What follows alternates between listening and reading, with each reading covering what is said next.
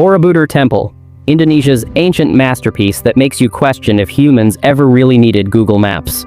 Built in the 9th century, this massive Buddhist temple has over 20,600 relief panels, basically making it the world's largest comic book carved in stone. But here's the mind-blowing part. No cement was used.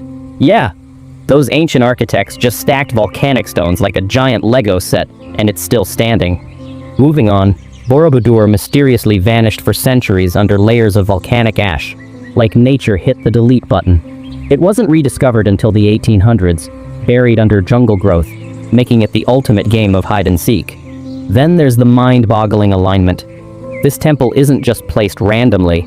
It forms a perfect mandala when viewed from above, a cosmic diagram designed for meditation. So basically, monks had aerial drone vision before drones even existed, but here's where it gets even crazier.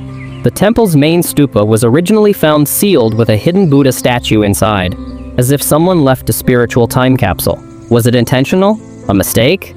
A Buddhist version of a surprise loot box? No one knows. And finally, let's talk about the Grand Pilgrimage. Walking the temple's 9 levels in the correct order is said to represent the journey from earthly desires to enlightenment. Imagine climbing all those steps just to realize you left your phone at the entrance.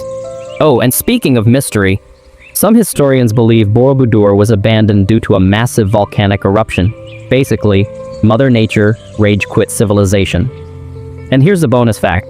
The temple was disassembled and reassembled stone by stone in the 20th century to save it from collapse, which means some people spent years playing the world's hardest jigsaw puzzle.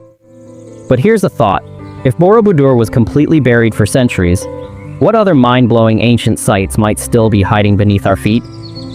Drop your wildest guesses in the comments.